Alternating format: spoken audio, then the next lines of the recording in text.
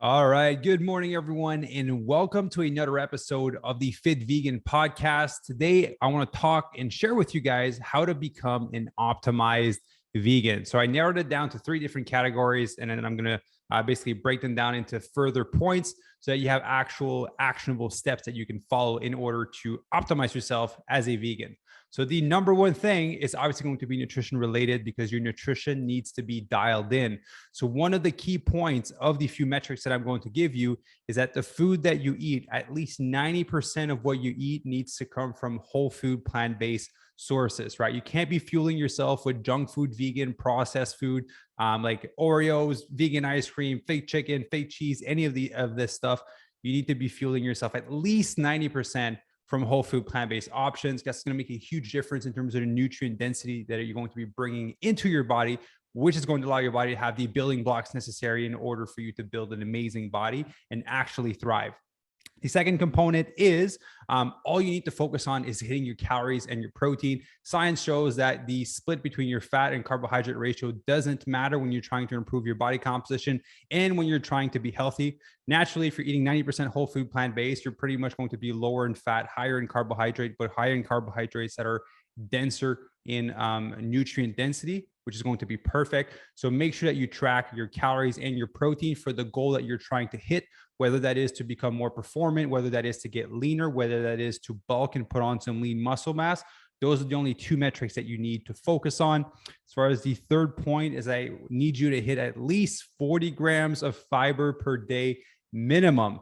On average, I eat around 70 to 80 grams of fiber per day. If you're new to veganism, if you're new to transitioning and eating whole food plant-based, work your way up from where you're at. I recommend that you track your food in an app like MyFitnessPal or Chronometer, just give you a ballpark idea of where you're at. If you're at 10, trying to go to 30, and then ease your way up every single week, because the more fiber you have, the better it's going to be for your overall gut health, especially if you're focusing the metrics on eating 90% whole food plant-based. So I want you at least minimum 40 grams of fiber per day. The other component is you want to focus on diversifying your food.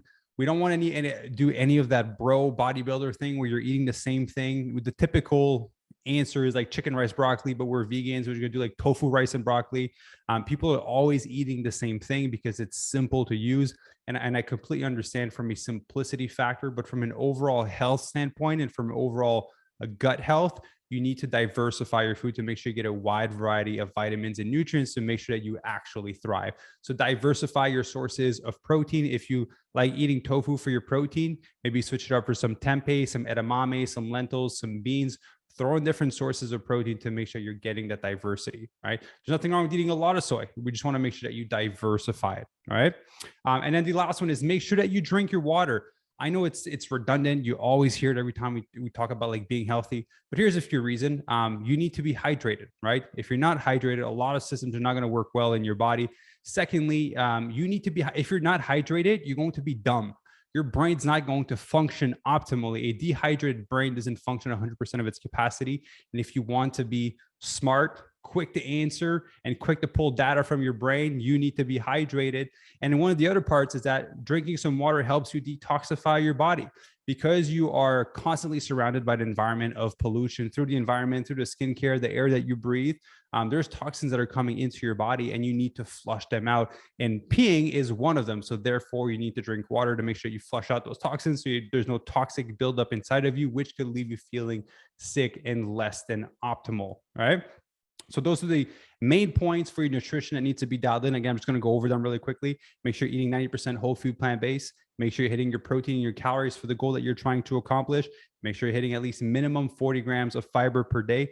Make sure you're focusing on diversity and making sure you're staying hydrated, right? Now we're going to exit the realm of nutrition, of what's needed for you to become an optimized vegan. Now we're going to go into your training, right? You need to train like a king or a queen. If you're listening to this, you need at least a minimum of 3 strength training sessions per week.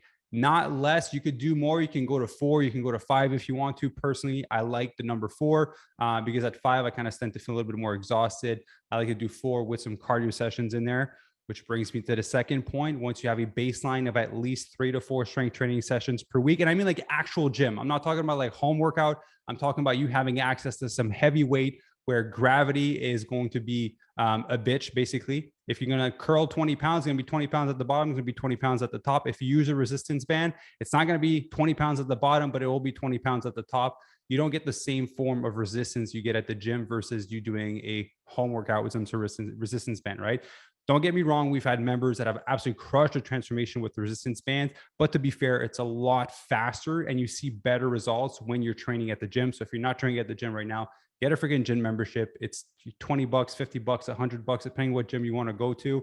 And it's going to make the world of a difference. All right. So once you have your strength training down, you need to do at least 2 sessions of cardio per week. The cardio doesn't have to be running. It doesn't have to be something that you don't enjoy. I just want you to do cardiovascular exercise for a multitude of reasons. One of them, you can have the nicest abs and the nicest butt and nicest arms on the planet, but if your heart's not strong, and you're still going to die early, right? So it doesn't matter if you look great. If your heart's not strong, you're still going to die early, and you're more at risk of getting sick in the future, right? So we need to make sure that you have a strong heart that goes along with your body, that your heart can actually keep up with what your body can do. So you want to make sure you include cardiovascular exercise. I like to say at least like 2 times the minimum a week. So whether that is running, biking, swimming, cycling, rollerblading, hiking, like whatever it is that you enjoy, do that as your form of cardio, and make sure it's slightly elevated intensity, because you want to be able to basically work your heart properly. If you're walking, you're not training your heart, right? So you need to be able to push the boundaries with the intensity of your cardiovascular exercise. So 2 times a week minimum. And then the other part is get your 10K steps in every day. So many people underestimate the benefits of NEAT, which stands for non-exercise activity thermogenesis, which basically is a category of calories that you burn per day that can account for up to 30 to potentially 40% of the calories that you burn per day, right? I hear too many people like, oh, I'm doing my 3 strength training sessions, and I'm doing my 2 cardio. But then they just sit at their computer all day. And then at nighttime, they sit on the couch. They're basically inactive all day, and they're just active for that 1 hour they're doing their workout. That is counterproductive, and it's not going to allow you to actually optimize yourself as a vegan. So you need to be able to move throughout the day, whether that's putting an alarm on your phone to go for a walk, walking the dogs in the morning, in the evening time, whatever it may be. You want to make sure you're moving throughout the day. You're not being stagnant and then only moving for 1 hour of your workout. It just doesn't make sense. That's not how you're going to be healthier and for you to actually thrive. So get those 10,000 steps in, get a tracker. I got an Oura ring on my finger. I got the Garmin watch on the other one. You can use your phone, you get Apple Watch. There's Fitbit. There's so many cheap alternatives out there that you can use to track your steps, just to make sure that you stay on track, because what gets measured gets managed. What gets tracked gets managed. I can't remember the expression, but just make sure you track your steps. All right. The other part for the training component of getting yourself optimized as a vegan is you need to stretch. If you don't stretch, your body is going to become really tight. Your range of motion is going to be limited. So therefore, you're going to be more prone to injury, and you're not going to be as strong, and your muscles won't look as nice. Sorry. So if you just think of like training your chest, right? And you do a lot of push-ups or bench press and you don't stretch your chest, eventually your shoulders are going to start rolling in the front like this. And then if they're rolling in the front like this and you're bench pressing, you're not bringing your chest to a full range of motion. So you're only working a small part of your chest. So only that small part of your chest will be growing. You won't have a nice full chest for the man out there, right? Same thing for the ladies. If you don't have that mobility in your hips to go all the way down on your squats, you're not properly activating your glutes. So if you want to have nice, strong legs and a nice butt, you need to be able to go all the way down on your squat. And if you lack mobility because you don't stretch, then you're not going to be able to go all the way down. You're not going to train your legs properly. Your legs won't grow and look as nice as they could be, right? So you do want to make sure you're stretching for injury prevention and for making sure that you are actually maximizing the muscle growth and you're actually becoming stronger. All right. So we covered nutrition, we covered training. Now, the last part is the part that everyone hates and that every single one of you, I can put my hand on the fire on this one, is that you're neglecting. It's your sleep. Your sleep needs to be top notch. Listen, there's no single drug in the world that is as powerful as sleep. There's nothing that exists in the world in terms of drugs that would replace a good night of sleep. There's nothing that even comes close. All right. So when it comes to getting good quality sleep, there's a few metrics that actually matter. One of them is going to bed at the same time and waking up at the same time, or at least within an hour of each other. So if you normally go to bed at 10 p.m., latest you could go to bed is 11, earliest would be 9. If you always wake up at 6 a.m., earliest would be 5, latest would be 7 on the weekend, right? So you want to be consistent within 1 hour or so, because your body loves consistency. Your circadian rhythm loves consistency.